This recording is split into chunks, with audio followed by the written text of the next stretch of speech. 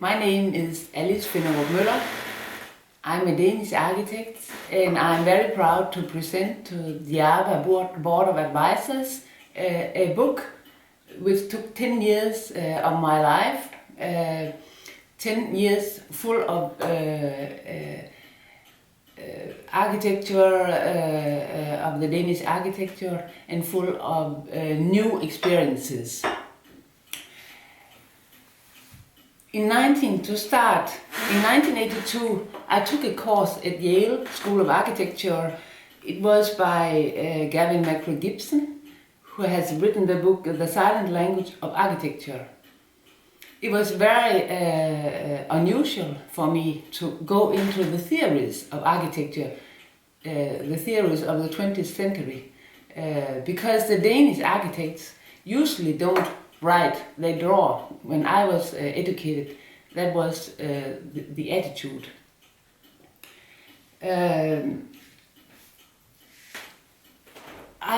Being an architect, I traveled widely, both in Denmark and in abroad. I was in the United States working, I have been working in Paris.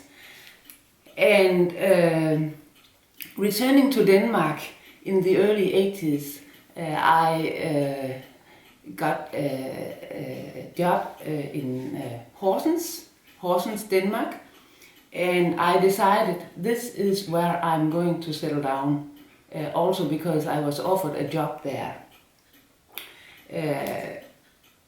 Settle down, have a home, and have a more normal life.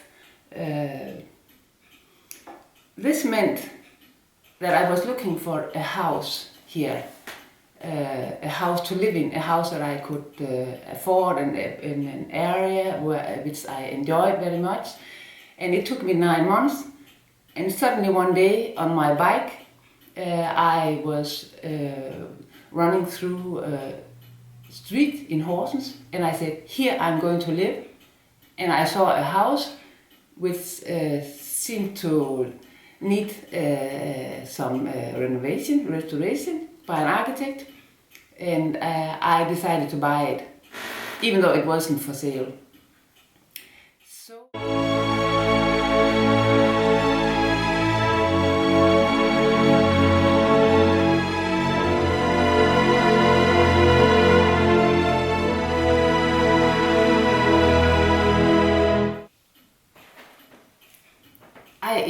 I succeeded in buying this house.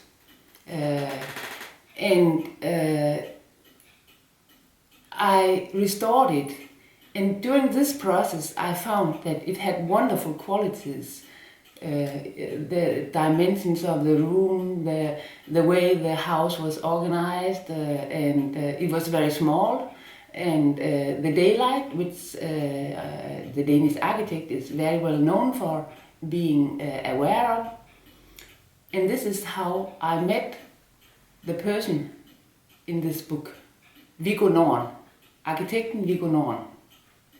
The house was built in 1917, and I had never heard about architect Viggo Norn before. And I found out also by walking around and on my bike in Horsens that Viggo Norn was the person who had the biggest amount of houses. Any house that you wanted to look at was drawn and built by architect Viggo Norn.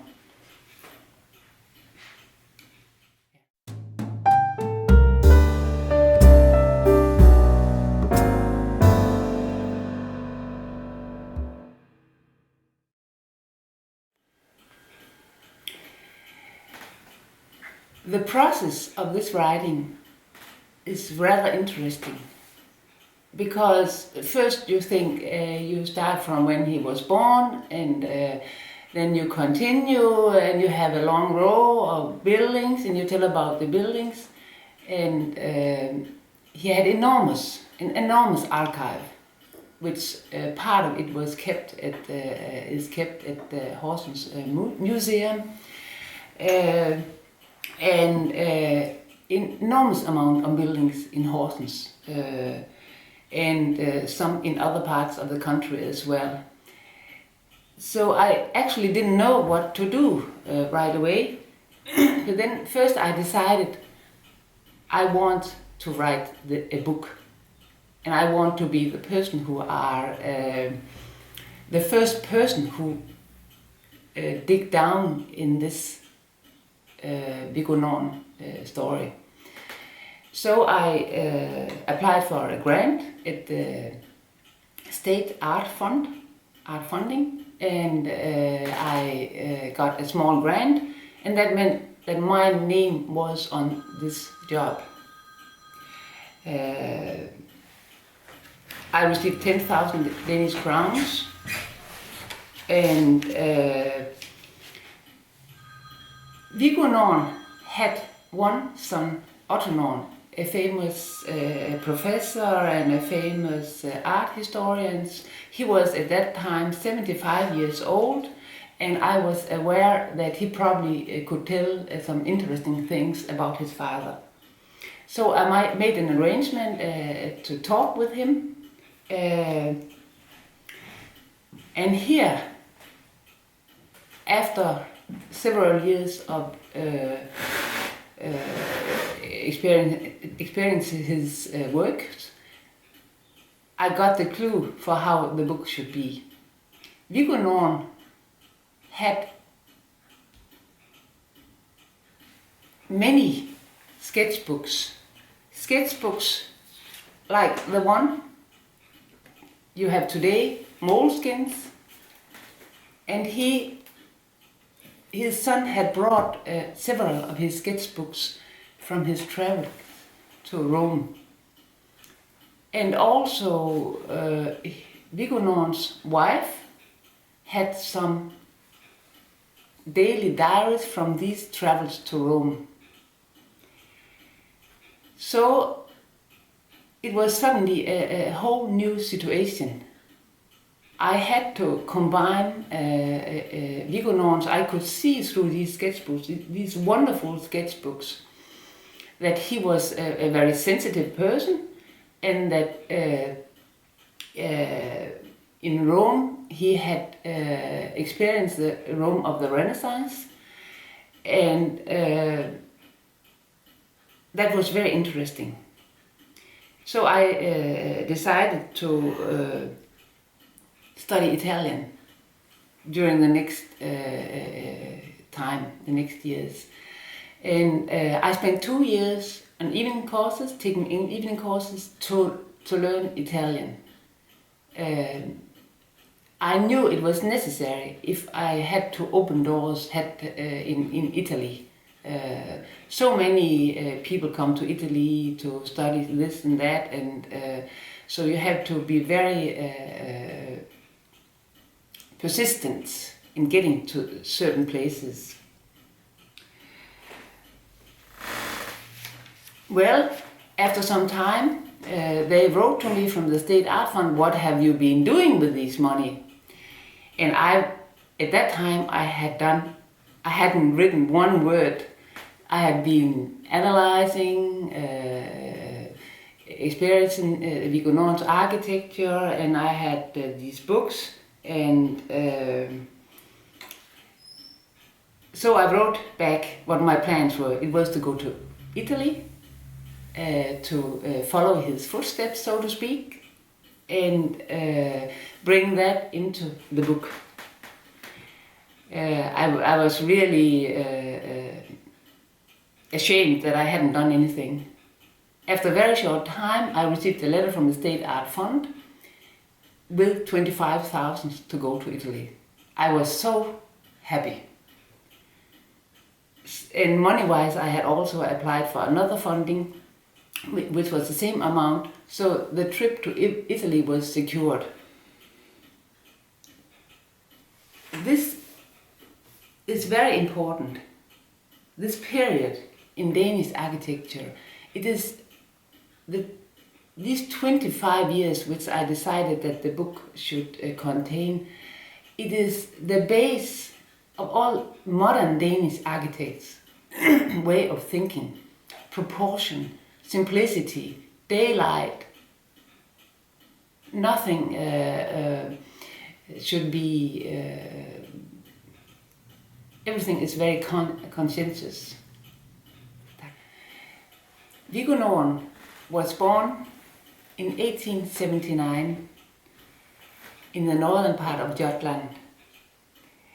He took an apprenticeship as a bricklayer and used this to enter the Royal Danish Academy School of Architecture. This was common at that time, that you had to have an apprenticeship, either be a carpenter, a bricklayer, or something else. And he went through the school as fast as he could. He came from a rather poor family. Most Danish families at that time were not very rich, very even in poorness. And in 1904, he settled down in Horsens. He first supervised an exhibition for another architect. And he decided after talking with his father that Horsens probably would be a good place, because Horsens was at that time developing, and the exhibition he was supervising was also showing the development, the big development that Horsens, the town of Horsens, was in front of. 2 years after arriving to Horsens, he married Inger Marie Kremers, who was the daughter of one of the highest positions in town at one of the big industries. So he had a good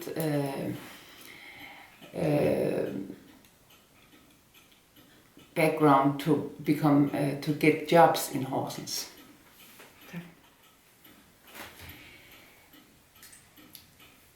Before I started writing, there was not very much awareness of keeping and saving his houses. And the first newspaper notice on it was when the book was released in 1979. There was a whole page here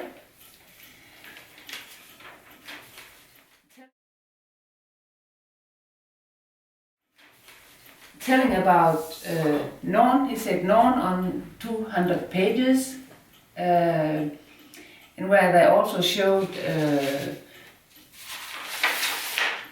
what had been initiating the whole process. My small house here, a house built in surroundings experienced by Ebenezer Howard's Garden Cities of Tomorrow. Norn was very quick to take impulses from England.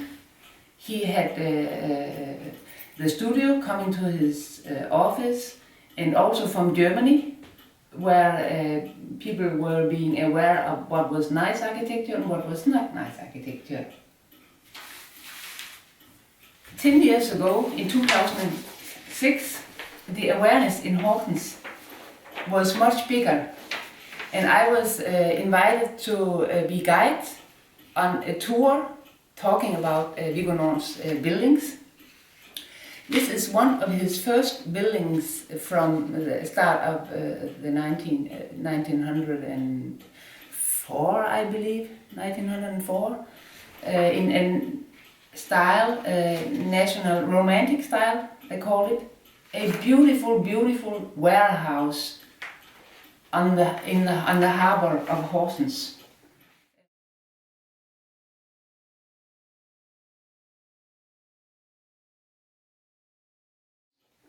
And also the warehouse is in my book. It is one of his real. He had great inspiration for this warehouse. It's very clear that this is his work, because many of his work are inspired by other architects. But this specific house is very much Viggo Norn himself.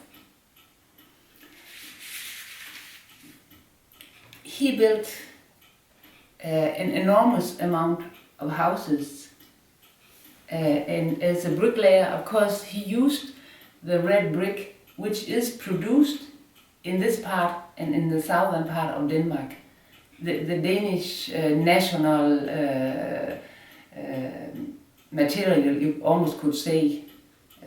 We dig it up from the ground and it come in red and it come in yellow and other colors.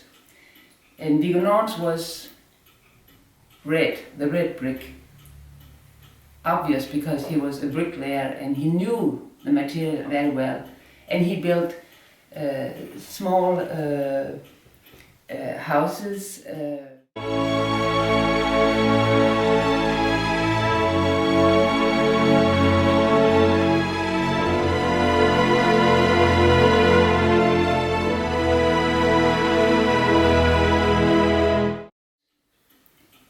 But this here I have to mention, there was a movement called better building tradition in Denmark, where architects, artists, craftsmen met in 1915 and decided to improve the Danish building tradition. It was mostly for the craftsmen, and to help the craftsmen and the clients to understand what was a good house with plenty of daylight, good proportions, sustainable actually, we will say today, with a plan, almost square with the chimney in the middle, and basement, first floor and second floor. Beautiful, beautiful houses. And I have several examples of these houses that Norn built, and also was on the street where I live in my book.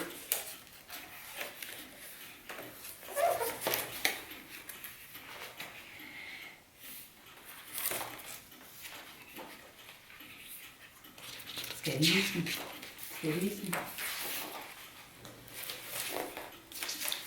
Here's some of them. They're white houses.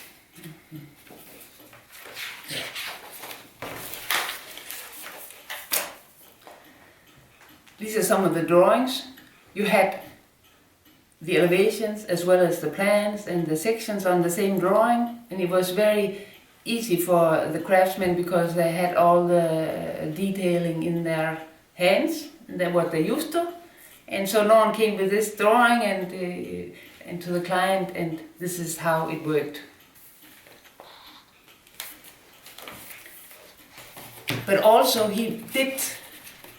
there was a big increase in the population, and there was the craftsmen earned good money, so often they were clients, and he designed bigger houses, which also is shown in my book.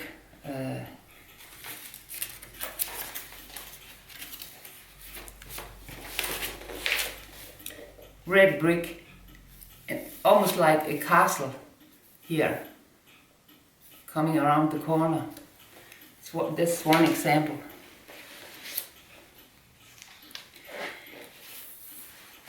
The book mostly contains pencil drawings, because this is an era that has finished almost, and it's a statement what you can do with your pencil.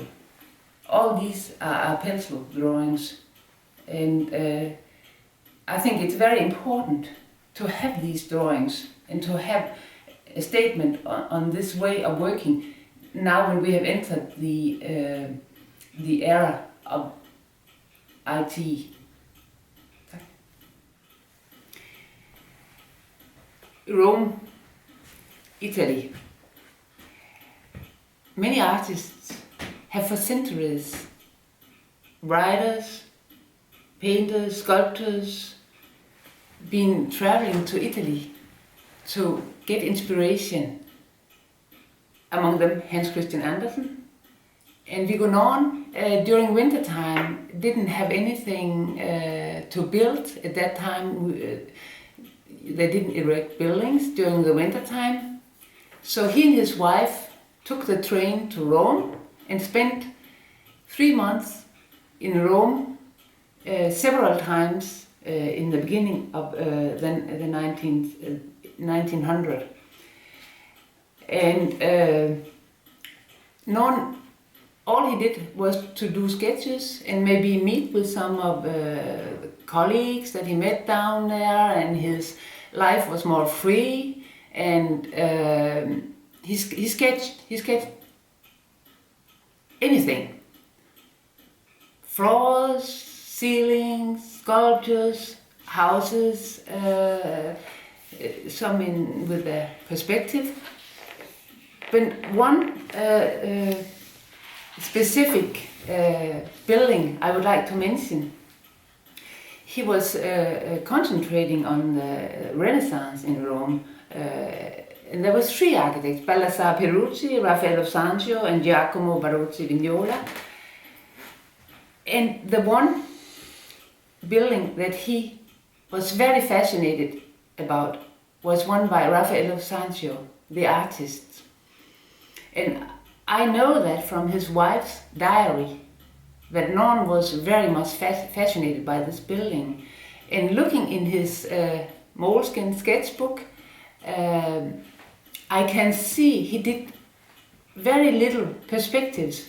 What he did was actually registering the building on the situation, in the situation plan, the plan of the building, the sections, and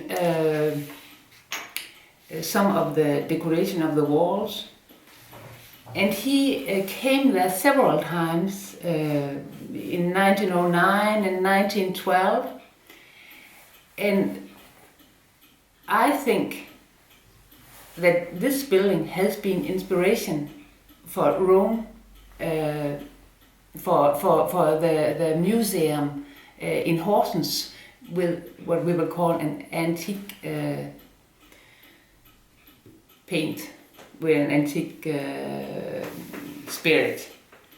I myself, when I visited Villa Madama in Rome, did a small watercolor of the place to add to Norn's. It is not in the book, but it is how you are welcomed to the place. You enter Monte Mario and you enter the building on the stairway leading up to the building, which is situated on a slope in Rome. I had to get permission from the foreign ministry to go to the building. There were nobody else there, and it was very difficult. So here I really use my knowledge of the Italian language.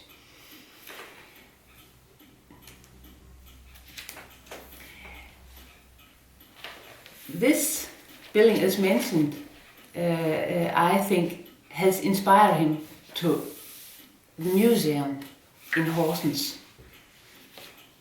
And in my book, you have the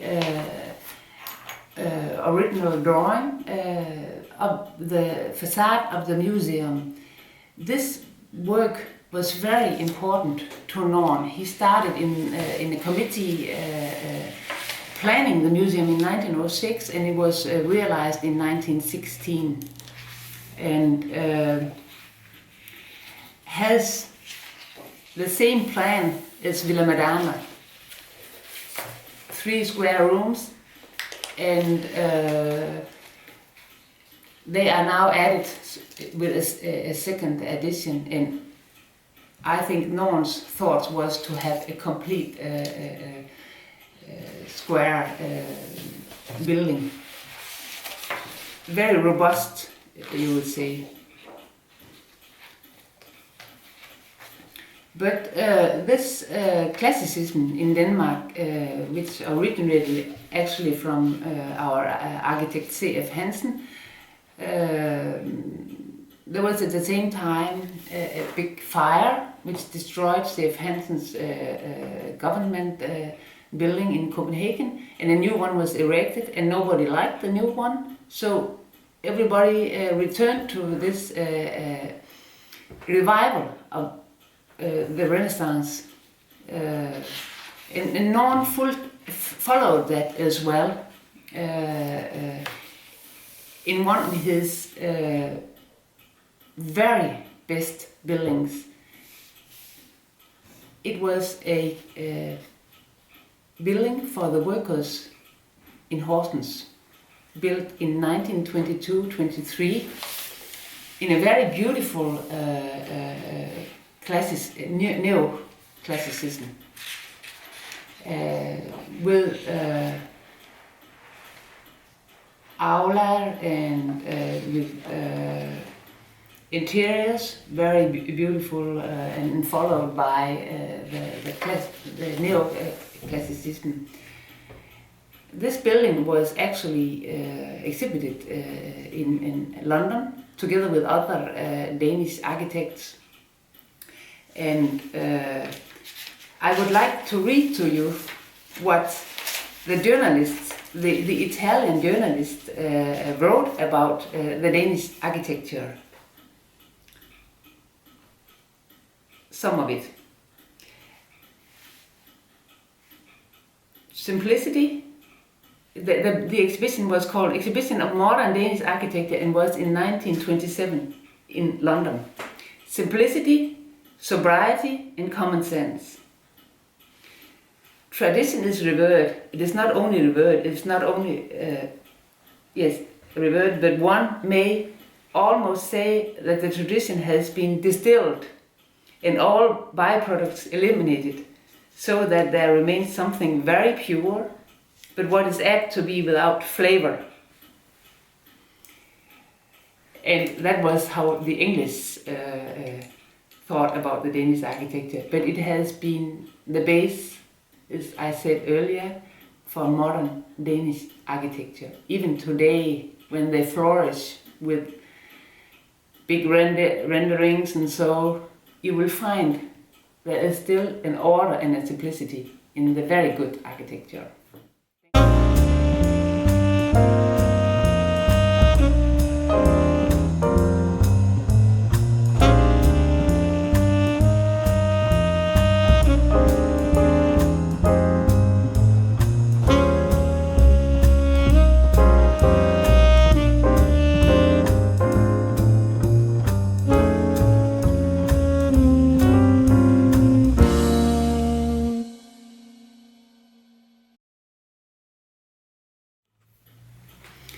I'm very happy to be able to tell you about the Danish architecture this way through this video, and I hope that this could inspire you to have interest. I have about 90 slides that I would like to show at the next IAVA meeting in 2017, because it would be my pleasure, it's my heart that's put in this.